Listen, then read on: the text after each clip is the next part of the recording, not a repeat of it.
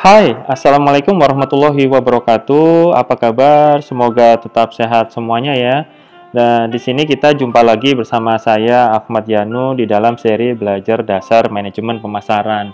Nah, kali ini kita akan membahas tentang konsep dinamika produk yang dihasilkan oleh perusahaan. Jadi, tonton video ini sampai habis, tekan tombol subscribe bila belum subscribe, dan tekan tombol like bila kalian suka dengan video ini. So, let's get started.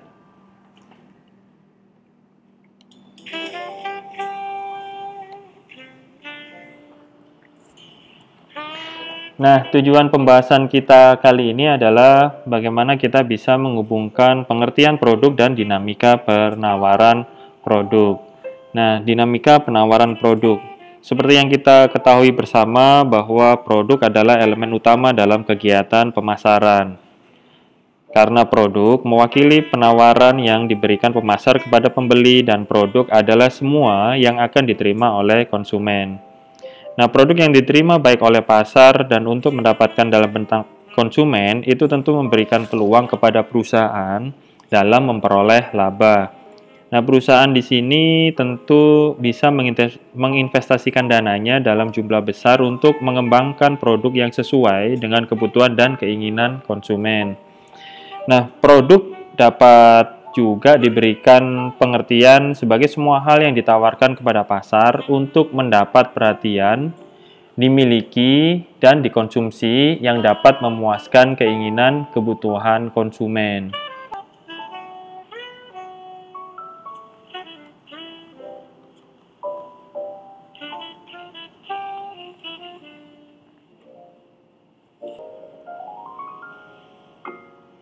Nah, tapi dalam arti sempit, produk adalah barang berwujud, seperti meja, kursi, mobil, buku, dan sebagainya. Nah, produk juga bisa terdiri dari barang yang sepenuhnya berwujud, ya, seperti ya, pasta gigi, sabun, garam, piring, dan sebagainya.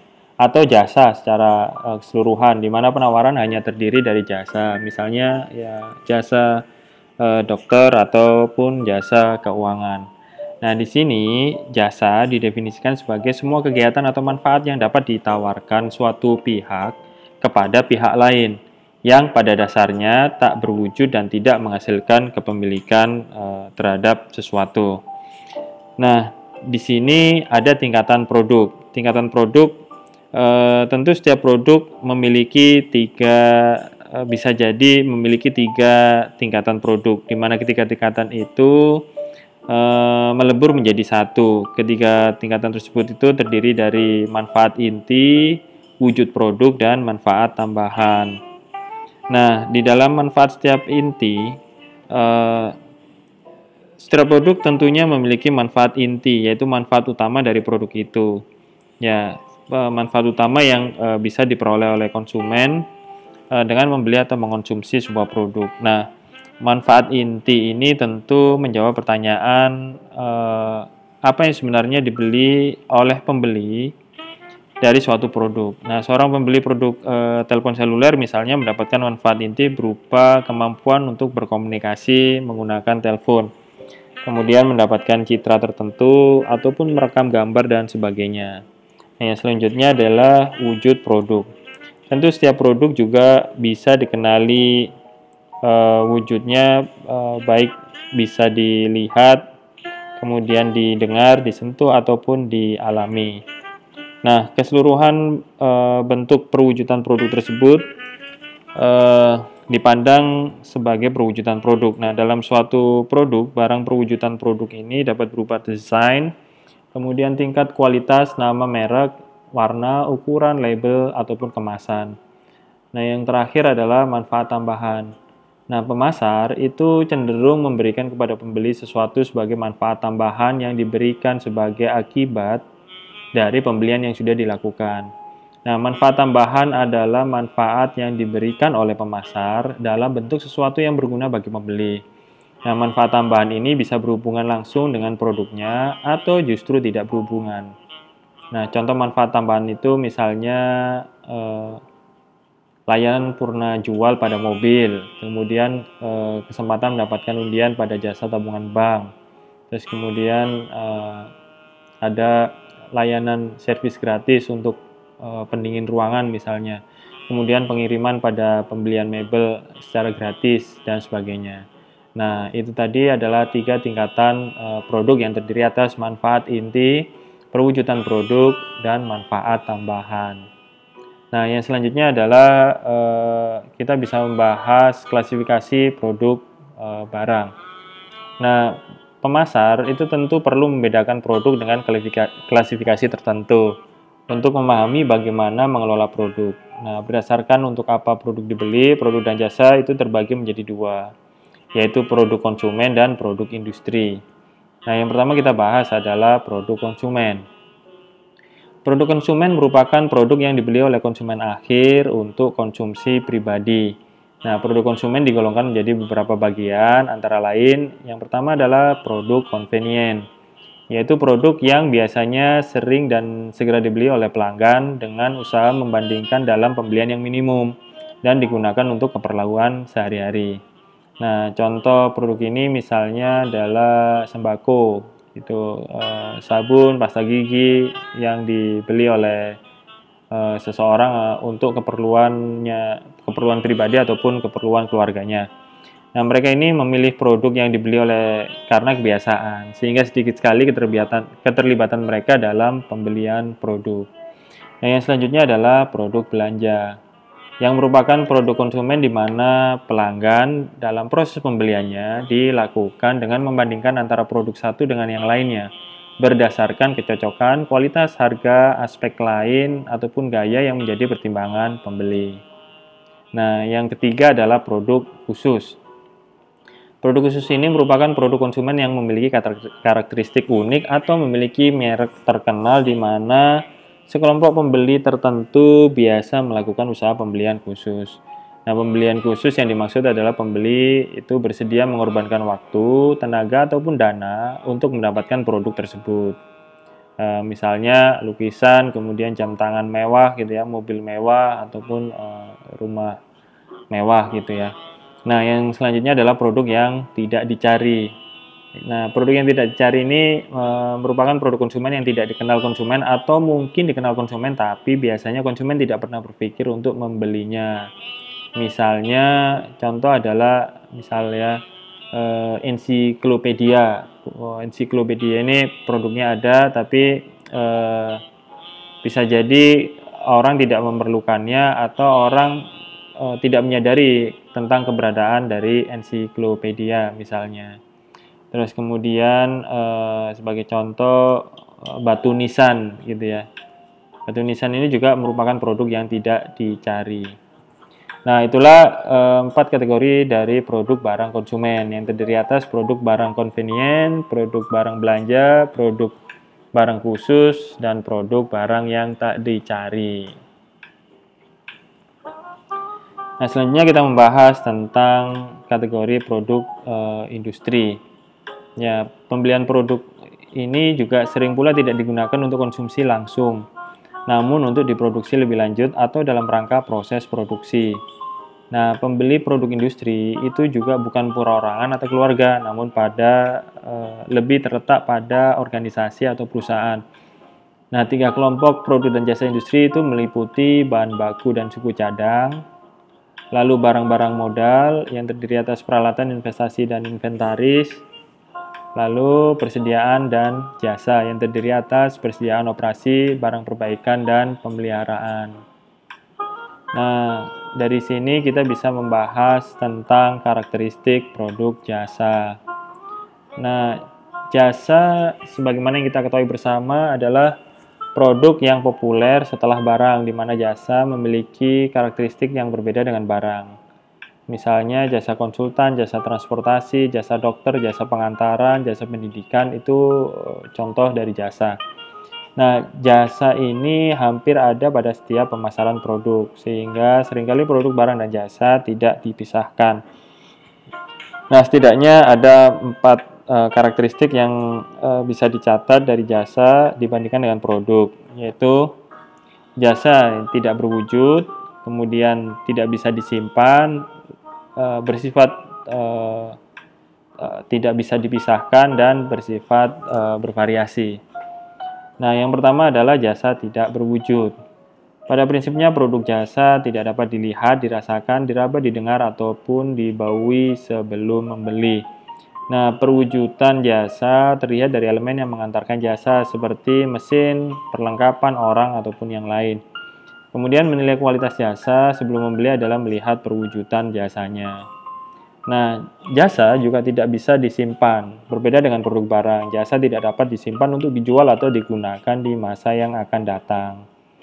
Jasa juga tidak bisa terpisahkan. Konsumen dalam mengkonsumsi jasa tidak bisa dipisahkan dari penyedianya, di mana dalam jasa, proses produksi dan konsumsinya bersamaan. Pada saat konsumen mengkonsumsi, penjual juga memproduksinya. Yang selanjutnya adalah sifat variatif dari jasa. Jasa memiliki variabilitas yang tinggi, di mana kualitas jasa bergantung pada siapa yang menyediakannya, kapan, bagaimana, dan di mana menyediakannya. Orang melayani jasa yang sama belum tentu bisa menyampaikan jasa yang sama. Nah, selanjutnya kita bisa membahas tentang dinamika produk yang terdiri dari 5 yang bisa dicatat. Nah, produk ini juga bukan saja berupa barang atau produk berwujud, tapi juga ada dalam bentuk produk yang lain, misalnya pengalaman, organisasi, orang, tempat, ataupun ide. Nah, pengalaman merupakan produk yang berupa kesempatan mendapatkan pengalaman tertentu yang unik dan menarik. Nah, pengalaman berwisata di bulan, pengalaman mendapatkan perlakuan istimewa, pengalaman merasakan kesenangan yang luar biasa, itu juga bisa menjadi sebuah produk yang dapat dipasarkan. Yang selanjutnya adalah organisasi. Produk ini juga bisa terdiri dari kegiatan yang dilaksanakan untuk misalnya memelihara, menciptakan, ataupun mengubah sikap dan perilaku pelanggan sasaran terhadap organisasi. Nah, sehingga bersedia menjadi anggota organisasi dan berperilaku sesuai dengan tujuan organisasi. Nah, organisasi keanggotaan itu seperti organisasi keagamaan, partai politik, organisasi kemahasiswaan, ataupun sebagainya. Nah, yang selanjutnya adalah orang. Orang ini juga bisa menjadi produk jika memerlukan kegiatan untuk menciptakan, mengubah, ataupun memelihara sikap atau perilaku terhadap orang tertentu. Politisi dan artis itu seringkali melakukan pemasaran dirinya agar bisa mendapatkan popularitas sehingga masyarakat mengagumi dan memilihnya sebagai idola. Nah, yang selanjutnya adalah tempat. Tempat ini merupakan produk berupa lokasi atau sebuah wahana atau tempat yang dipasarkan dengan menciptakan, mengubah, ataupun memelihara sikap atau perilaku terhadap tempat tertentu, sehingga mereka berkunjung ke tempat tertentu tersebut. Nah, tempat wisata seperti Puncak, kemudian Pacet, kemudian Bali, itu yang merupakan contoh tempat, gitu ya. Kemudian ide ini tentang sesuatu yang baik tentunya, juga bisa menjadi produk yang dipasarkan. Nah, perkembangan pengelolaan produk menunjukkan kenyataan bahwa produk saat ini lebih sebagai kombinasi dari beberapa elemen. Nah, sulit mencari produk yang hanya terdiri dari barang saja, atau jasa saja, atau pengalaman saja, tanpa ada unsur lain. Nah, produk saat ini adalah kombinasi dari berbagai unsur tersebut. Sebagai contoh, penjualan mobil saat ini bukan saja barang, jasa, ataupun pengalaman, namun juga ada ide tentang mobil ramah lingkungan. Nah, restoran bisa jadi selain menjual barang berupa makanan, tapi juga ada pengalaman dan jasa. Kemudian, misalnya partai politik itu juga tidak hanya menjual keanggotaan kepada pelanggan saja, namun juga menjual ide tentang demokrasi, nasionalisme, ataupun sebagainya. Nah, mengelola kombinasi produk ini berimplikasi pada perlunya pemasar memahami lebih jauh pengertian produk sebagai nilai yang ditawarkan kepada pemasar. Nah, yang selanjutnya kita bisa membahas tentang bagaimana perusahaan bisa melakukan proses pengembangan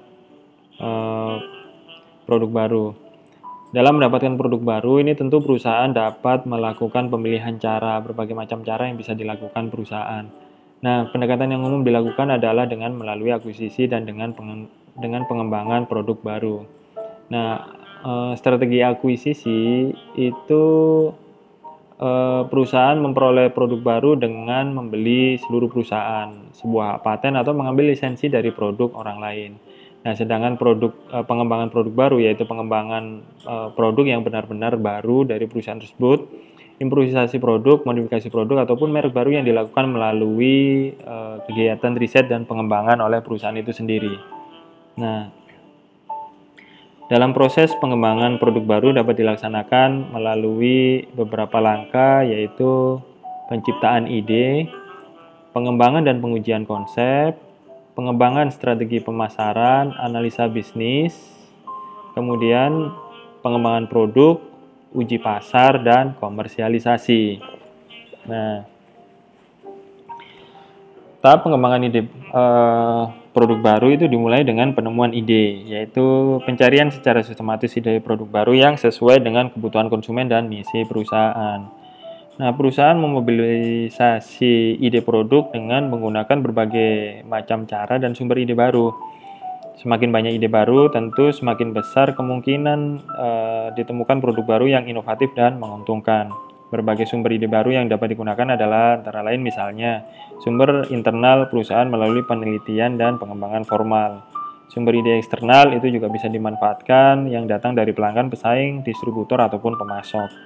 Lalu pelanggan dapat dijadikan sumber dengan menanyakan respon mereka terhadap produk yang ditawarkan ataupun kebutuhan-kebutuhan mereka yang belum terpenuhi.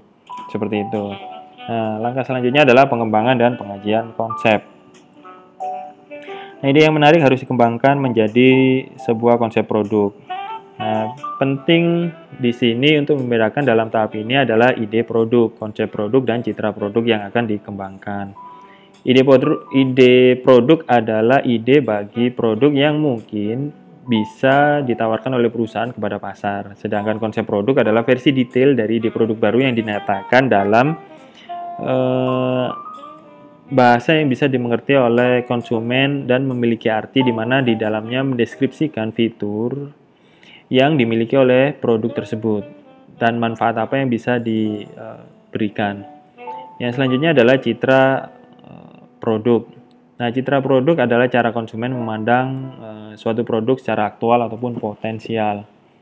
Nah, sedangkan pengujian konsep itu merupakan uji konsep baru untuk produk baru dengan sekelompok konsumen sasaran agar mengetahui apakah konsep tersebut memiliki daya tarik yang kuat bagi konsumen. Nah, dalam tahap ini pemasar perlu melihat kemungkinan kesuksesan secara teknis dan sukses secara komersial. Nah, kesuksesan secara teknis berarti mengukur kesuksesan produk dilihat dari kemungkinan secara teknologi dan teknis suatu produk dapat dihasilkan. Sedangkan kesuksesan secara komersial berarti mengukur apakah cukup banyak konsumen yang nanti membeli sebuah produk. Nah, tahap selanjutnya adalah pengembangan strategi pemasaran. Dalam tahap ini yang dilakukan adalah merancang strategi pemasaran awal bagi produk baru berdasarkan konsep produk. Nah, konsep produk yang telah ditemukan selanjutnya dibuatkan deskripsi mengenai strategi pemasaran yang sesuai. Yang selanjutnya adalah analisis bisnis. Nah, pemasar juga perlu melakukan peninjauan terhadap misalnya biaya, penjualan, dan proyeksi laba bagi produk baru untuk mengetahui faktor-faktor ini, memenuhi tujuan perusahaan. Nah, produk baru tidak hanya dilihat dari sisi pasar saja, namun juga dilihat dari sisi bisnis. Hanya produk yang bisa memberikan potensi laba yang layak dikembangkan. Nah, dalam tahap ini dimulai dengan mengestimasi berapa penjualan dengan strategi pemasaran yang telah ditetapkan dan bisa menghasilkan pendapatan. Selanjutnya diperkirakan berapa biaya yang dibutuhkan oleh perusahaan untuk membiayai keseluruhan penjualan tersebut. Nah, selanjutnya membandingkannya dan memproyeksikan dalam beberapa tahun serta mengidentifikasi berapa peluang laba yang dihasilkan. Yang selanjutnya adalah pengembangan produk itu sendiri, yaitu mengembangkan konsep produk menjadi produk nyata untuk dapat memastikan bahwa ide produk dapat diubah menjadi produk yang bisa dikerjakan. Tahap ini sering disebut sebagai sebuah pengembangan teknis, oleh karena dalam tahap ini perusahaan mengubah konsep produk menjadi produk nyata yang akan diuji dalam tahap berikutnya. Nah, perubahan dari konsep produk menjadi produk fisik memerlukan peranan rancang bangun yang cukup baik. Nah, dalam tahap ini prototipe produk itu harus sudah dihasilkan. Nah, selanjutnya adalah uji pemasaran, yaitu tahapan dari pengembangan produk baru di mana produk dan program pemasaran itu diuji di lingkungan pasar yang lebih realistis. Pada saat uji pemasaran, perusahaan dapat memilih salah satu dari tiga uji pemasaran, yaitu pengujian pasar standar, pengujian pasar terkendali, dan pengujian pasar simulatif. Nah, ini akan saya bahas di video selanjutnya. Nah, kemudian tahap terakhir, komersialisasi. Komersialisasi ini merupakan pengenalan sebuah produk baru ke pasar dengan kegiatan pemasaran yang komprehensif gitu ya. Kemudian tahapan ini adalah tahapan akhir dalam pengembangan produk baru di mana produk yang telah ditemukan dipasarkan secara penuh. Nah, perusahaan perlu menentukan kapan waktu yang paling tepat, di mana mulai dilakukan dan dalam jumlah berapa produk ini dikomersialisasikan. Pemantauan pada saat komersialisasi tetap diperlukan agar hal-hal yang kurang atau tidak tepat dapat dilakukan modifikasi secukupnya, sehingga pemasaran bisa berjalan lebih lancar. Nah, itu tadi adalah proses pengembangan produk baru. Nah, selanjutnya kita masuk ke dalam question of the day number 1. Nah, jawab pertanyaan ini di kolom komentar, yaitu proses pengembangan produk baru yang mana yang paling mudah dijalankan perusahaan dan kenapa hal itu terjadi. Nah, silakan jawab di kolom komentar.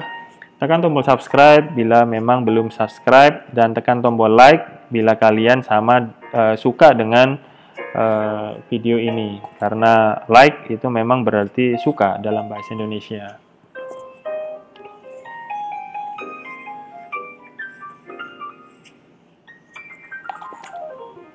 Nah, selanjutnya kita bisa membahas tentang model pengembangan produk baru atau bagaimana mengatur pengembangan produk baru. Nah, bagaimana mengelola pengembangan produk baru dapat dilakukan dalam berbagai model, yaitu pengembangan produk baru yang berpusat pada pelanggan, yang berpusat pada tim, atau yang berpusat pada cara yang sistematis. Nah, pengembangan produk baru yang berpusat pada pelanggan itu tentu bisa menemukan cara baru untuk memecahkan masalah pelanggan dan memberikan pengalaman yang lebih memuaskan bagi pelanggan. Nah, sedangkan pengembangan produk baru berdasarkan tim itu merupakan sebuah pendekatan untuk mengembangkan produk baru di mana berbagai departemen bekerja secara erat. Nah, melewati beberapa tahapan dalam proses pengembangan produk baru untuk menghemat waktu dan meningkatkan efektivitas. Nah, dalam hal ini yang terlibat adalah departemen-departemen dalam perusahaan. Nah, yang terakhir adalah pengembangan produk baru yang sistematis, yang berdasarkan pada prinsip bahwa proses pengembangan produk baru harus secara holistik dan sistematis dilakukan secara baik daripada secara acak. Nah, kalau tidak, maka sedikit ide baru yang akan naik ke permukaan begitu. Dan banyak ide yang bagus tentu justru akan tenggelam dan mati. Nah, oleh karena itu, untuk menghindari masalah ini, perusahaan dapat merumuskan, merancang, dan melaksanakan sistem manajemen inovasi untuk mengumpulkan, meninjau, mengevaluasi, dan mengatur ide produk yang baru. Nah, itu adalah model pengembangan produk baru. Nah, kita masuk lagi ke question of the day number 2. Jawab di kolom komentar untuk pertanyaan berikut ini. Nah, model pengembangan produk baru manakah yang paling berat untuk dilaksanakan oleh perusahaan dan kenapa hal itu terjadi? Jangan lupa tulis jawabannya di kolom komentar. Oke guys, itulah pembahasan kita hari ini tentang pengembangan dinamika pengembangan produk baru.